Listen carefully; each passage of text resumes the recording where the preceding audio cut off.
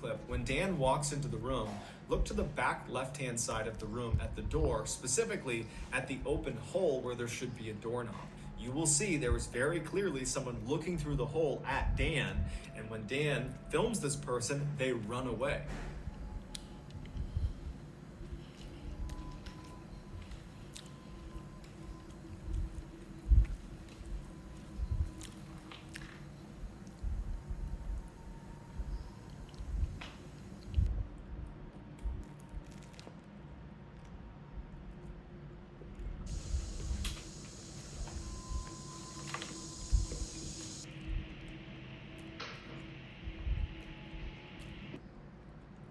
Seeing your pet live 100%.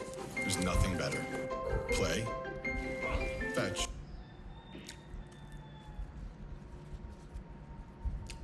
Missy Beavers was a wife, a mother of 3 girls, and a hardcore fitness instructor. She lived in Midlothian, Texas, and she taught a fitness boot camp out of a local church at least 1 day a week, every week. Missy was extremely bubbly and outgoing, and everybody seemed to really like her, and her personality really shined on social media, where she was an avid Facebook user, often posting multiple times a day, every day of the week. Missy would post information about upcoming fitness classes, either that she was teaching or that she was simply participating in. She would also post her own fitness regimen and her diet. She was just very focused on health. She also shared fairly personal things, like pictures of her family and where they were going and what they were up to. And she left her personal cell phone right on her Facebook page. So clearly, Missy was fine with kind of being out there. On April 17th, 2016, there was a weather report that came in that the next day there was going to be really, really heavy rain, in particular in the morning.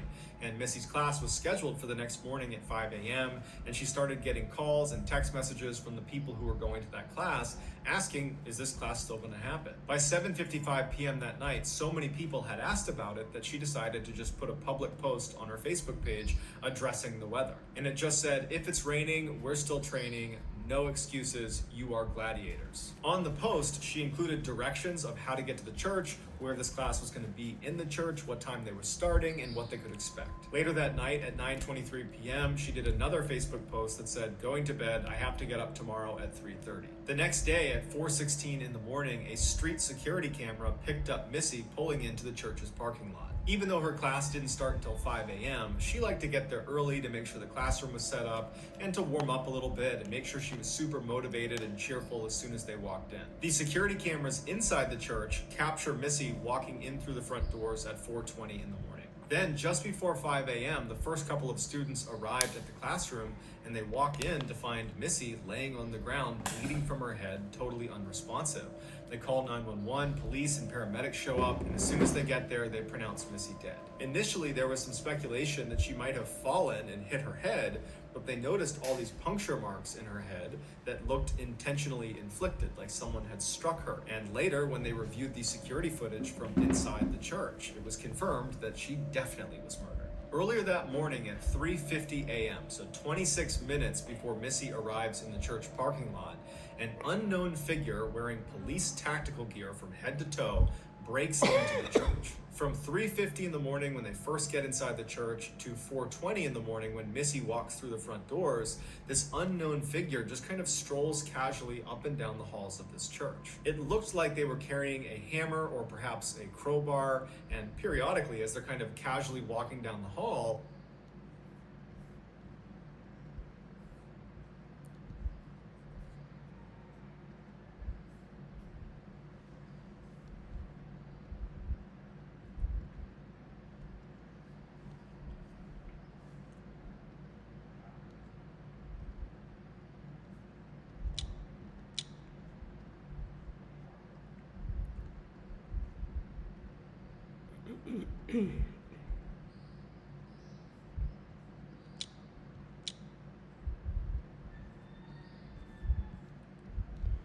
Good morning to all my fellow Americans. The video, like always, froze on me. Like a lot of times, not always.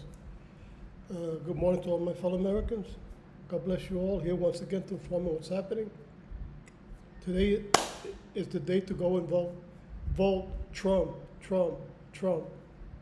Unfortunately, here in the island of Puerto Rico, I'm not allowed to vote for the President of the United States, even though I was born in the United States, even though I served in the military, Even though I requested an absentee ballot, I'm still not allowed to vote. No answer, no nothing. Nobody told me anything. You know, that's unfortunate. I wish I could have. You know, sometimes I wish, I'm planning sometimes, if I'm still alive, somewhere, one way or another, to move back to the States, because I just, you know, it pisses me off. People who weren't born in the United States are allowed to vote, and I'm not allowed to vote. Okay, you know, it's kind of sad, but it happens, unfortunately. I'm going to be sad if I couldn't. You know, I just finished posting a video just a couple of minutes ago before the video froze on me, where you see these Antifa mobs. You know what's kind of sad and at the same time kind of funny?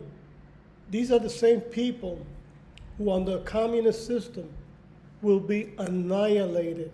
They will be annihilated. Their rights would stop right there, period, right there on the spot. The killing of police will stop. Rights will forget about it.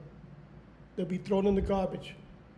Then they will use a force of police that will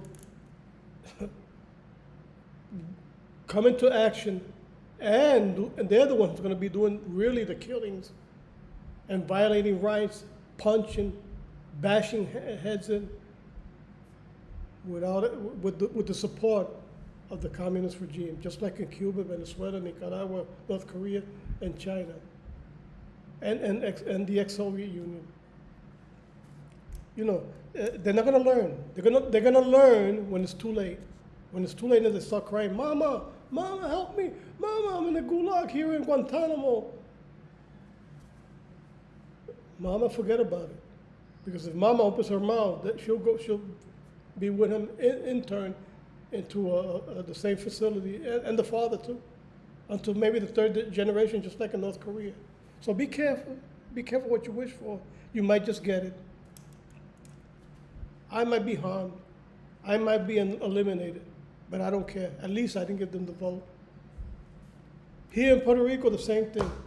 Oh, another thing I wanted to say, this one guy, Alberto Montaner, a Cuban, saying that the Democrats are not communists. Yes, they are, Alberto Montaner. I met you once in the Cuban house here in Isla Verde, Puerto Rico, and they are communists. And you know, and I'm surprised to hear coming out of your mouth this support for Joe Biden and Kamala Harris. So you're just as guilty. I thought you was a respectable and admiring person with standing, but I was wrong. I was dead wrong. Let me go to this other video, and then I'm going to leave with one last video. Today I'm going to go and vote. So I'm doing this very early. Listen to McEnany deal with these, with Acosta and many other the fake news media. Manipulated media by Twitter. Why is the president sharing This guy is videos on Twitter about a walking latrine, who are obviously showing a lot of love for one another? It seems as though he's a exploiting real hypocrite. children to make some sort of crass political point. Why is he sharing fake videos? He was making a point about CNN specifically. He was making a point that CNN has regularly taken him out of context, that in 2019, CNN misleadingly aired a clip from one viewpoint repeatedly to falsely accuse the Covington boys of being, quote, students in MAGA gear harassing a Native American elder. That's a harassing video, a misleading video about children that had really grave consequences for their future. So you're saying it's okay to exploit two toddlers hugging What an ass. This guy's a real ass. to make some sort of political point? The mask he's wearing makes him look more like an ass. Members of the press as fake news during the course of this administration. When you share fake videos like that, doesn't that make you fake news? I think the president was making a satirical point that was quite funny if you go and actually watch the video. I think he was making a satire. The point is it was a play on CNN repeatedly taking the president out of context, like the time when you guys had a chyron that read "Trump slammed some illegal immigrants, they're animals." Well, guess what? The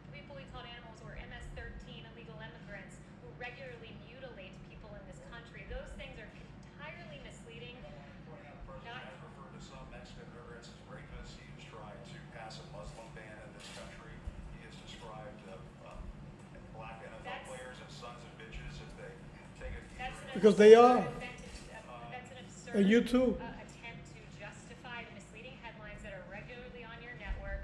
Like I was just walking in, watching CNN as they lauded the quote rallies in the streets. You were gotta let me finish, Jen. This isn't a cable news segment. I'm answering your question right now from the White House podium. The media has never called it the Kung flu. Calling it Chinese coronavirus and calling it the Kung flu are very different. The media and your network specifically Called it the Kung flu. The media and your network specifically have repeatedly used the term China virus and Wuhan virus, and then gone on to deride the president as somehow using a term that they themselves have never used. So we can go through CNN's history. I'd be more than happy to go through CNN's history. On February 9th, you guys talked about the Wuhan coronavirus. On January 23rd, you guys talked about the Wuhan coronavirus. On January 22nd, the Wuhan virus. I can write it all out for you. I detail it for you in an email. Yes. There's a national conversation going on right now about the proper place of symbols of the Confederacy, statues, memorials, names, and the president has repeatedly inserted himself into this debate. And I think a lot of people are trying to understand what his view of memorializing the Confederacy is and the proper place for the Confederate flag. So a couple questions. One, does President Trump believe that it was a good thing that the South lost the Civil War?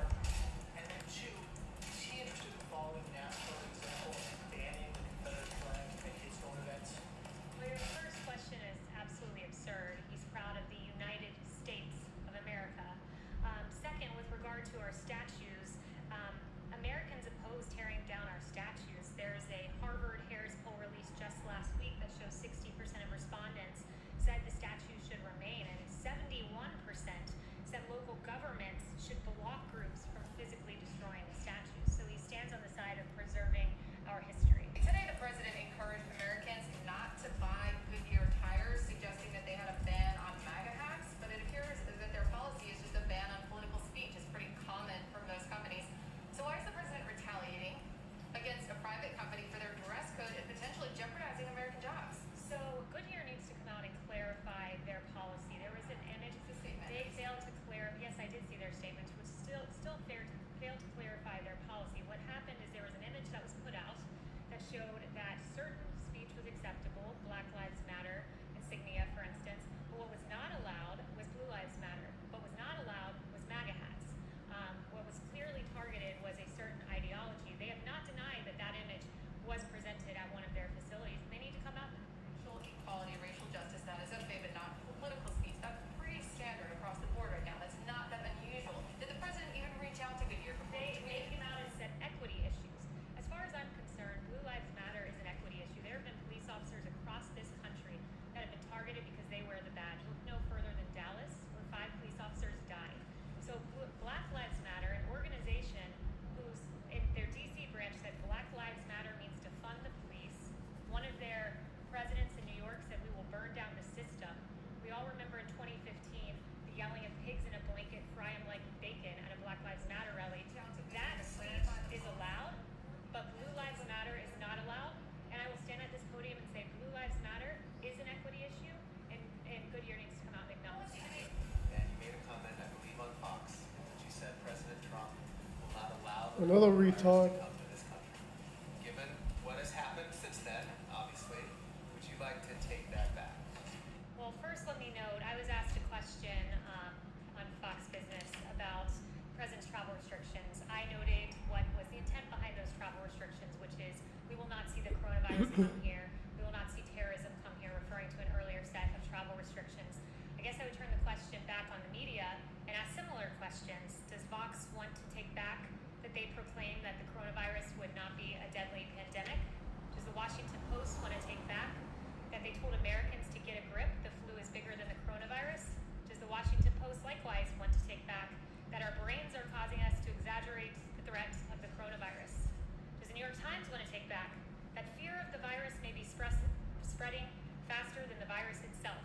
Does NPR want to take back that the flu was a much bigger threat than the coronavirus? And finally, once again, the Washington Post, would they like to take back that the government should not respond aggressively to the coronavirus? I'll leave you with those questions, and maybe you'll have some answers in a few days. Thank you very much. You were prepared for that. And then I'll leave with this last one. I mean, not yet, not leaving yet. I'm just leaving with her last comment.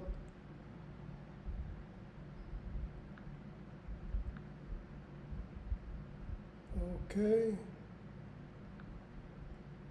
I'm gonna leave with one more, which was with you and with Sarah Gonzalez. She's great. She's kind of she's very funny. Remember, my name is Eduardo Rodriguez. I'm here from the island of Puerto Rico. The 3rd of November, 2020. Excuse me. And like I said, go out and vote. I want to go vote today. I'm doing this very early because I'm leaving pretty soon. And taking advantage of my vote. Vote is very, very important. And it's a tool to stop evil. There's always going to be corruption. There's always going to be trying to cheat. But hey, we need to go out. We go out en masse. No matter how much cheating these communists do, it's not going to work if the majority overruns them. So go out and vote, like I say.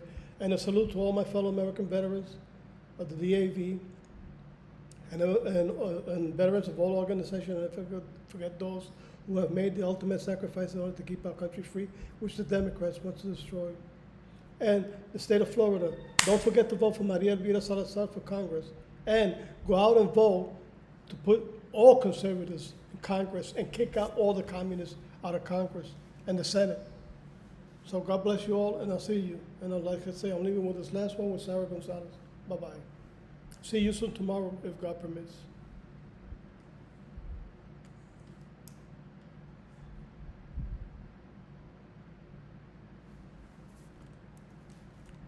I'm back.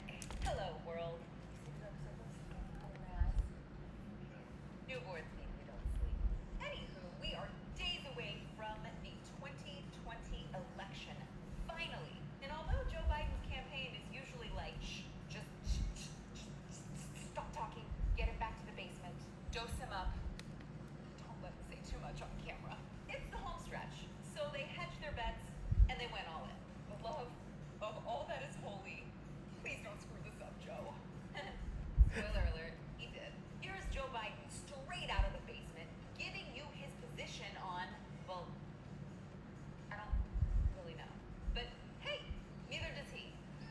I'll lead an effective strategy to mobilize true international effort to pressure. Oh, no. No.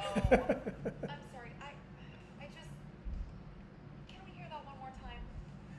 I'll lead an effective strategy to mobilize true international effort to pressure. Okay, I know I've said this before, but I'm pretty sure the dude just had a stroke in the middle of his speech. I'll lead an effective strategy to mobilize true international effort to pressure. I'll lead a strategy to mobilize pressure. Tremendous pressure. God, I don't know what you guys are talking about. I understand what he's saying quite fine. I mean, thank God someone is finally talking about the real issues here in 2020, which at the top of that list is obviously True international effort to pressure. look, say what you will about President Trump. And oh my God, he is so racist, xenophobic, transphobic, phobic.